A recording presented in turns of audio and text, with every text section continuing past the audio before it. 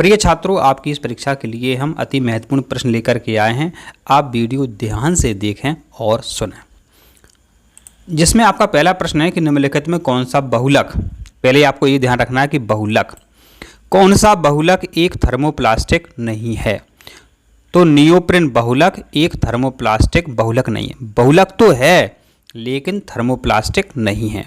तो एक डायरेक्ट प्रश्न आता है कि थर्मोप्लास्टिक बहुलक कौन होते हैं। तो टेफ्लॉन, पॉलीस्टीरीन और पॉलीथीन एक थर्मोप्लास्टिक बहुलक होते हैं।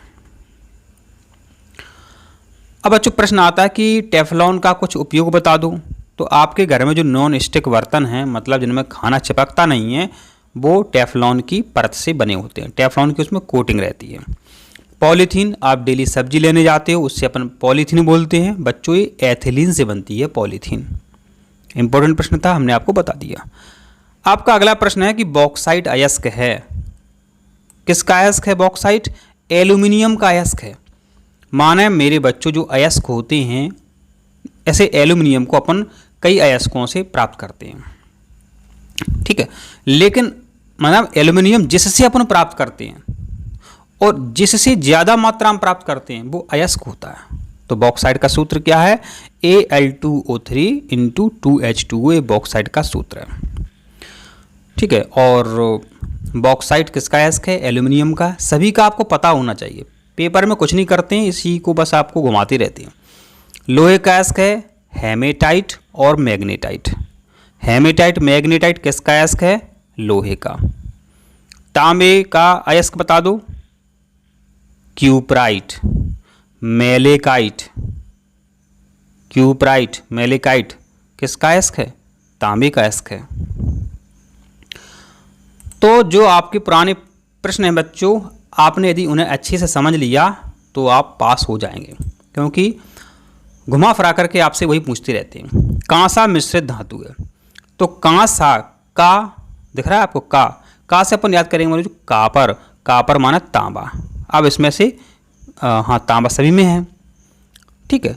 अब सा, ये है आपका Sn, और Sn होता है टिन। Sn होता है टिन। तो कांसा जो है कापर और टिन से बना होता है, तांबा और टिन से बना होता है। इसको अपन ऐसे याद कर सकते हो, Ct। कांसे के जो बर्तन होते हैं बहुत आवाज़ करते हैं, Ct जैसी आवाज़ करते हैं। C माना कापर, Cu होता है उसका संकेत, और T टिन। निम्नलिखित में कौन सा लोह धातु के क्षयरण में आवश्यक है? मानो जो लोहा है उस पर जंग लग जाती है, किसके कारण? तो ऑक्सीजन तथा नमी के कारण जो है मेरे बच्चों इसमें जंग लग जाती है। किसके कारण? ऑक्सीजन तथा नमी के कारण मेरे बच्चों इसमें जंग लग जाती है। अब आपका 5वें नंबर का प्रश्न है, कौन सा युग्म सही सुमेलित नहीं है? तो ये बहुत सरल प्रश्न है। एल्यूमिनियम प्राप्त करते हैं बॉक्साइट से, अभी अपन ने देखा था। देखिए यहाँ पर कापर सिनेबार, नहीं, एक गलत है आपका। ये सही सुमेलित नहीं है, क्योंकि कापर को अपन मेलेकाइट से प्राप्त करते हैं। सिनेबार से तो पारा प्राप्त करते हैं। सिनेबार से क्या प्राप्त करते हैं? पारा माना मरकरी। सिनेबार से मरकरी माना पारा प्राप्त करते हैं। जिंक कैलेमाइन से प्राप्त करते हैं, अभी अपन ने चर्चा करी थी। और आयरन हेमेटाइट और मैग्नेटाइट से प्राप्त करते हैं। तो अयस्क पर कई बार प्रश्न आया है, तो आप ध्यान से इसको अच्छे से समझें। लाल स्याही बनाई जाती है ईओसिन से। लैब में मेरे बच्चों प्रैक्टिकल किया होगा आपने, तो ईओसिन नाम का एक रंजक होता है। तो लाल स्याही बनाई जाती है ईओसिन से। अब चलते हैं आपके अगले प्रश्न पर। पीतल मिश्र धातु है। देखो अभी कांसे वाला प्रश्न था, अब पीतल वाला प्रश्न है। तो पीतल जो है मेरे बच्चों, ये आपका तांबा से और जस्ता से बना होता है, इसलिए आपका डी ऑप्शन सही है। तो पीतल है आपका तांबा और जस्ता से बना होता है,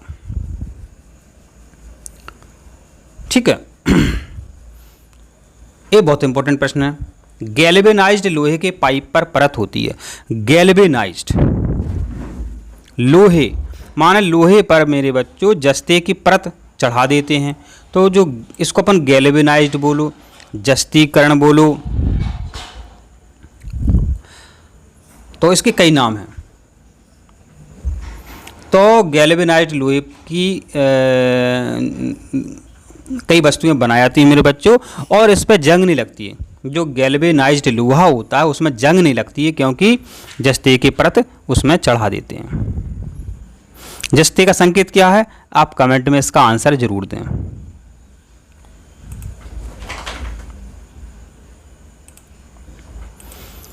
निम्नलिखित में सबसे भारी धातु है, देखिए। तो आपका जो प्रश्न है मेरे बच्चों, ये भी बहुत इंपॉर्टेंट है। आपको ऑप्शन में देखना है, ऑप्शन के हिसाब से आपको आंसर देना है। तो यहाँ देखिए, सबसे भारी धातु है, कौन सी है, आपकी प्लैटिनम है। यदि यहाँ आपकी ओस्मियम लिखी होती है, OS लिखी होती, तो आपका आंसर OS सही होता, लेकिन यहाँ आपका सही उत्तर क्या है, प्लैटिनम। अगर प्लैटिनम नहीं होता मेरे बच्चों, तो फिर आपको अपने हिसाब से आंसर देना है। स्टेनलेस स्टील एक मिश्र धातु है। स्टेनलेस स्टील माने खाने वाले आपके बर्तन, आपके किचन में जो बर्तन हैं वो स्टेनलेस स्टील के बने होते हैं। अब स्टेनलेस स्टील जो है काय से मिलकर बनी होती है, लोहा से, निकेल से और क्रोमियम से बनी होती है। अब देखो, 3 से मिलकर बनी होती है स्टेनलेस स्टील, और 3 किसी ऑप्शन में नहीं है। यहाँ देखिए, लोहा क्रोमियम है तो निकेल नहीं लिखा है, यहाँ निकेल लिखा है तो क्रोमियम नहीं लिखा है, ठीक है। तो लोहा, क्रोमियम और निकेल से बनी होती है। किससे, लोहा, क्रोमियम और निकेल से स्टेनलेस स्टील मिश्र धातु बनी होती है। तो ये तीनों आपके हो चुके हैं, क्योंकि और इन्हीं से कई बार पेपर में प्रश्न बना है। सबसे अधिक क्रियाशील धातु कौन सी है, आपने स्कूल में प्रैक्टिकल किया होगा। सोडियम के पानी से क्रिया से आग लग जाती है। बच्चों, सोडियम से ज़्यादा भी क्रियाशील आपका पोटेशियम है। तो जल्दबाजी में बच्चे क्या करते हैं, इसका आंसर सोडियम लगा देते हैं, जो कि गलत हो जाता है। अब है आपका अधात्विक खनिज है। क्या प्रश्न है आपका, अधात्विक खनिज है। तो जो संगमरमर है मेरे बच्चों, ये आपका अधात्विक खनिज है। संगमरमर क्या है, अधात्विक खनिज है।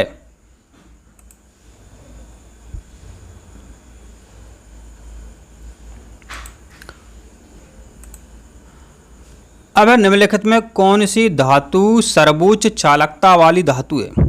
ये बहुत इंपॉर्टेंट प्रश्न है, कई बार पेपर में आया है। तो जो चांदी है, माने जो Ag है, चांदी के जेवर भी होते हैं, तो सर्वोच्च चालक है। यहाँ लिखा हुआ डॉट डॉट डॉट युक्त मिश्र धातु को संलय कहा जाता है, पारा। तो ये भी बहुत इंपॉर्टेंट प्रश्न है, माने अमलगम बोलते हैं, संलय को अमलगम बोलते हैं। माने प्रश्न आ गया कि अमलगम कब बनता है, जब उसमें कोई ना कोई एक मिश्र धातु पारा हो तो अमलगम बनता है। संलय माने अमलगम। अमलगम कब बनेगा, जब उसमें एक कोई अवयव जो है पारा हो। देखिए, दोबारा से प्रश्न आ गया है, अति महत्वपूर्ण प्रश्न है, सरल है। गैल्वेनाइजेशन इस्पात और लोहे को डॉट डॉट डॉट पतली परत के साथ विलुपन, पहले ही उत्तर आ जाता है इसका जस्ता। माने जब गैल्वेनाइजेशन वाली बात हो तो जस्ता आपका आंसर 100% आपका करेक्ट यहाँ पे निकलेगा। अब प्रश्न नंबर 16 पर अपन चलते हैं। तो 16 का आंसर है मेरे बच्चों आपका सापेक्ष आर्द्रता। इसको आप पढ़ लेना, देख लेना। अब 17वें नंबर का जो प्रश्न है मेरे बच्चों क्या है, 60 मिलीग्राम प्रति लीटर से कम सांद्रता वाले युक्त पानी को आमतौर पर सौम्य माना जाता है। तो आपका इसका आंसर क्या है मेरे बच्चों, ये आपका है कैल्शियम कार्बोनेट। कैल्शियम कार्बोनेट माने पत्थर, और पत्थरों से पानी आता है, ये आप सभी जानते हैं। जो इम्पोर्टेंट रहता है वो उसको हम आपको डिस्कस करके भी बताते हैं, जो हमें इम्पोर्टेंट नहीं लगता है तो ऐसे ही चला जाता है। कमरे के ताप पर कौन सी धातु तरल अवस्था में बनी रहती है। तो देखो, प्लेटिनम ठोस होता है सबको पता है, जस्ता भी ठोस होता है सबको पता है। अब दिक्कत आ रही है सीसा की और पारद की।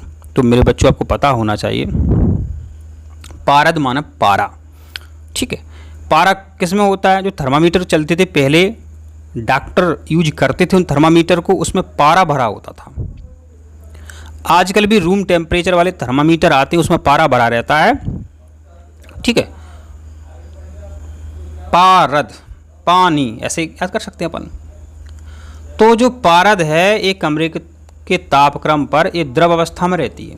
शीशा, जो बैटरी होती हैं उसमें शीशा रहता है। निम्नलिखित में कौन सी अधातु अपनी तरलीय अवस्था में अपरूपता प्रदर्शित करती है?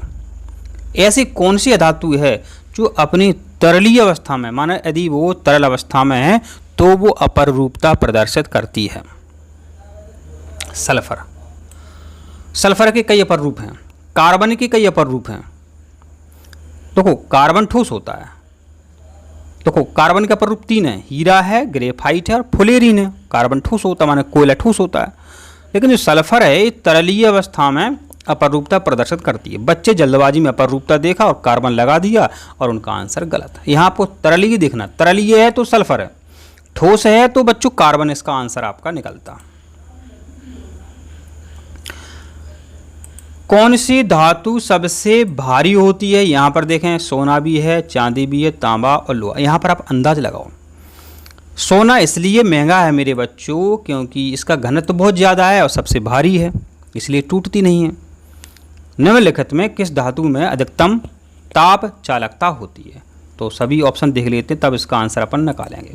तो यहाँ पर देखिए, हम पहले ही बता चुके हैं कि इम्पोर्टेंट प्रश्न है, सबसे अधिक चालकता की बात आती है तो चांदी आपका आंसर सही है। चालकता, चांदी। कौन सा तत्व उपधातु है? अब देखिए मेरे बच्चों, उपधातु पर जो है प्रश्न आपका कई बार आता रहता है, उपधातु कितनी हैं, धातु कितनी हैं। तो 22वें नंबर का जो आपका प्रश्न है इसका आंसर है सिलिकॉन। सिलिकॉन उपधातु है। धातु ऑक्साइड का स्वरूप होता है। वेरी इंपॉर्टेंट प्रश्न है और एक कई बार आपका पेपर में पूछा गया है। तो धातु ऑक्साइड होती हैं मेरे बच्चों, क्षारीय होती हैं। अब समझना बात, धातु ऑक्साइड क्षारीय, यहां लिखा होता अधातु ऑक्साइड तो अम्लीय, उत्तर आपका सही होता है। अधातु अम्लीय और धातु ऑक्साइड क्षारीय होते हैं। आप हमारी एक एक बात बड़े ही ध्यान से सुने। कौन सी धातु सबसे अधिक प्रतिक्रियाशील होती है? अब समझना यहाँ पे, तांबा है, जस्ता है, लोहा है, कैल्शियम है। अब इन ऑप्शन में से आपको देखना है। तो इसकी बात करें मेरे बच्चों तो यहाँ पर कैल्शियम आपका आंसर सही निकलता है। तो लोहा होगा नहीं, तांबा होगा नहीं। अब कैल्शियम क्यों है? आप अपने घरों में दीपावली में कलई करते हैं तो जो चूना होता है माने CaO होता है, CaO माने कैल्शियम ऑक्साइड। उसको जैसे ही पानी में घुलते हैं आवाज़ आती है और आपका जो घोल है गर्म हो जाता है। तो देखिए कैल्शियम सबसे अधिक क्रियाशील है। इनकी बात करें तब कौन सी धातु सबसे अधिक तन्य धातु है? तन्य माने तानना। तो मेरे बच्चों ये भी बहुत इंपॉर्टेंट प्रश्न है। सोने में तन्यता सबसे अधिक है। सोना जो है मेरे बच्चों इसमें तन्यता बहुत अधिक है। एक अंगूठी से, एक छोटी सी अंगूठी से, 2 ग्राम की अंगूठी से मेरे बच्चों आप कई किलोमीटर का तार बना सकते हैं।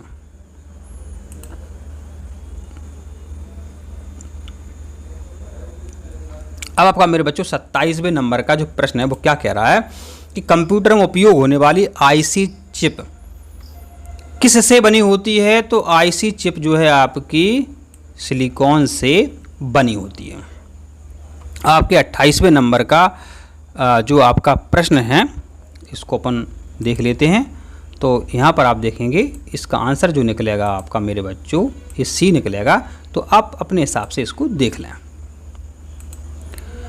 अगला प्रश्न जो है बहुत ही इंपॉर्टेंट है कि बेकिंग सोडा का रासायनिक सूत्र, अति महत्वपूर्ण प्रश्न है आपका 29वां।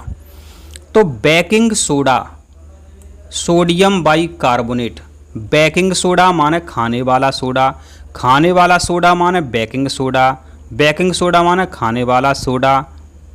इसको अपन गुलाब जामुन में मिलाते हैं, भजिया खाते उसमें मिलाते हैं, ब्रेड होती उसमें मिलाते हैं।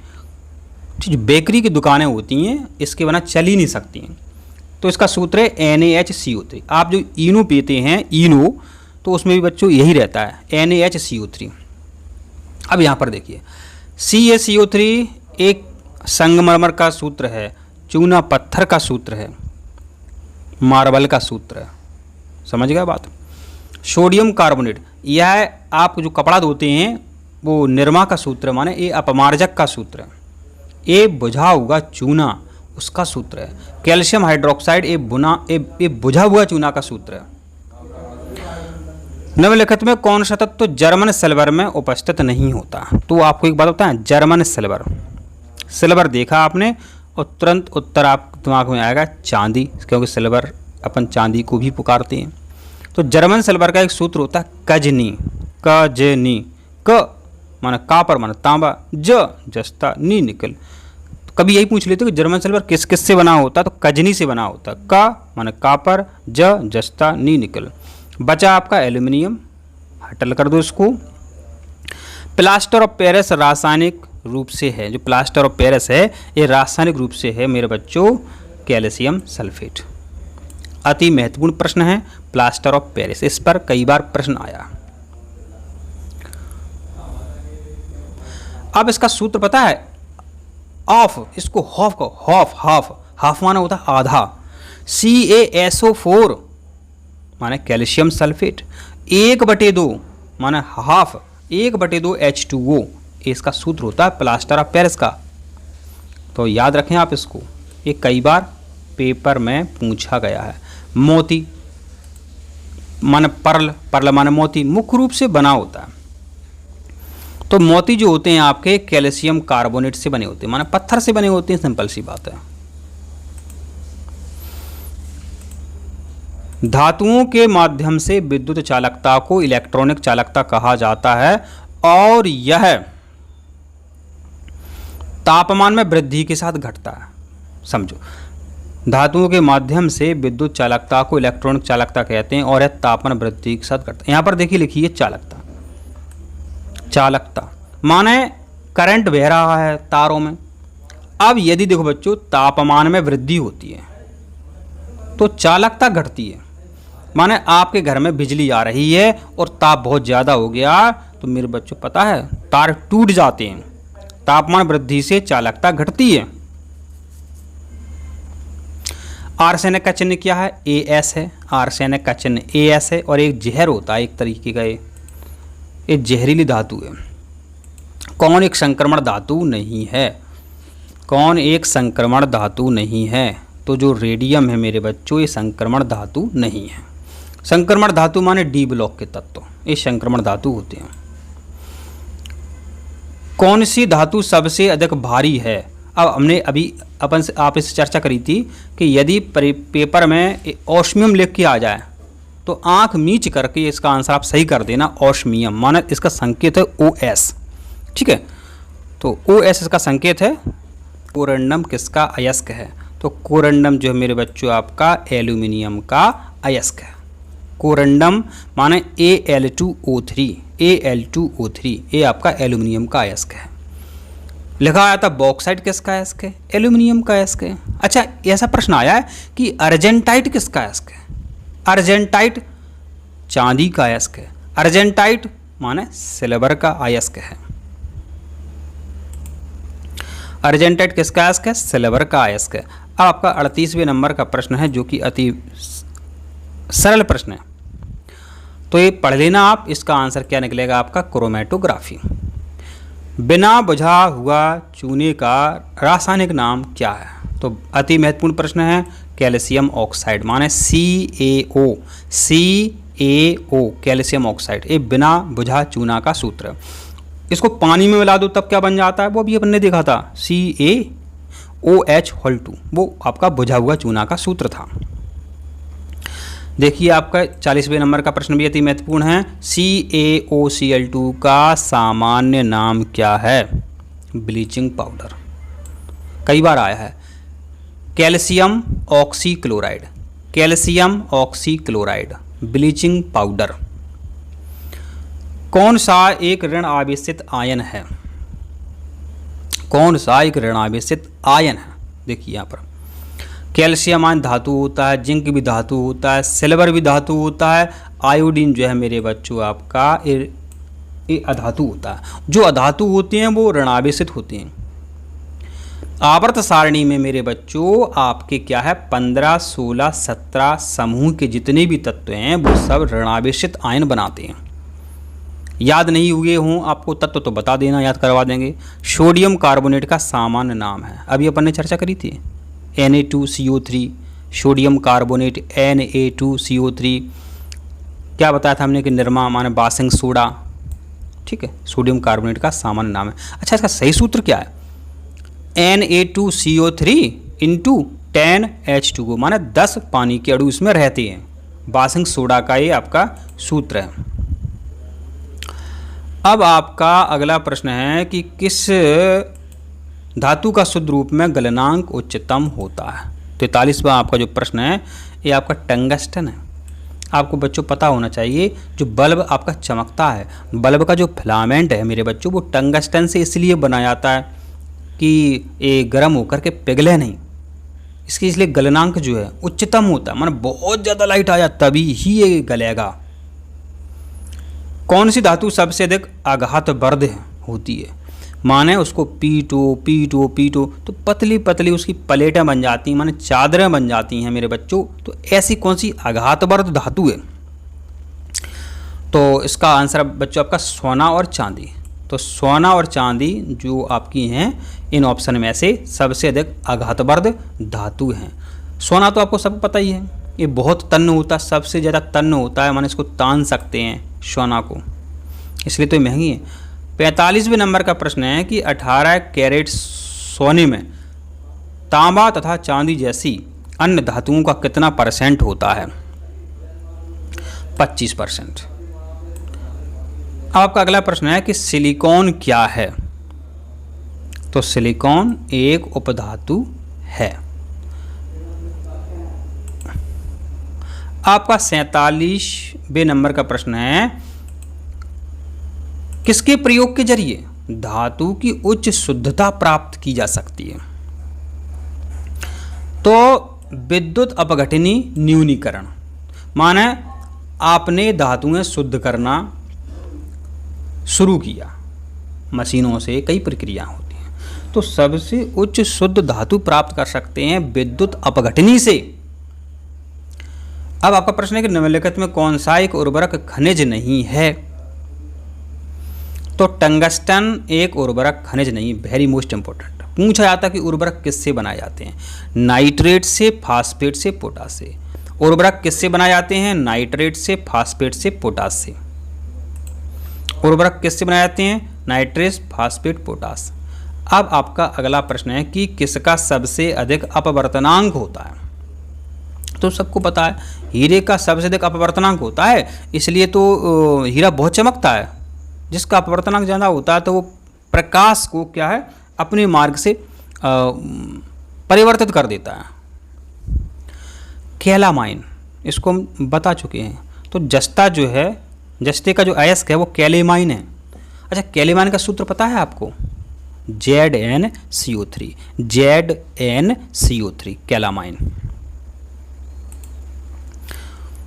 बिजली के बल्ब का फिलामेंट बना होता है, अभी अपन ने इस पर चर्चा की थी मेरे बच्चों। हमारे जवाब देने से पहले आप जवाब दे सकते हैं। कार्निलाइट किसका अयस्क है? कार्निलाइट पोटेशियम का अयस्क है। कार्निलाइट पोटेशियम का अयस्क है। अच्छा, कार्निलाइट का सूत्र पूछ लिया जाए।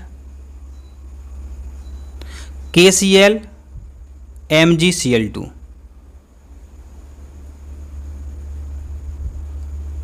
KCl MgCl2